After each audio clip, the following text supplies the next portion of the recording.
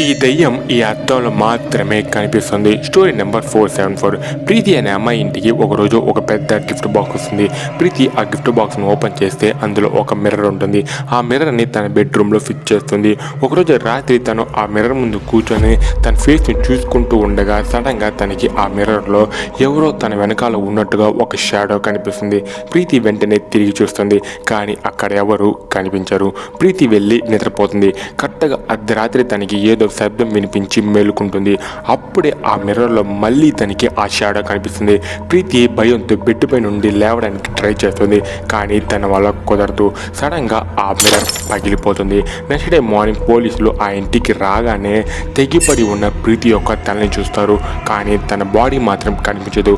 పోలీసులు ఆ రూమ్ మొత్తాన్ని సెర్చ్ చేస్తారు. అప్పుడే వాళ్ళకి పెద్ద షాక్, ఎందుకంటే మిస్ అయిన ప్రీతి యొక్క బాడీ ఆ మిర్రర్లో కనిపిస్తుంది.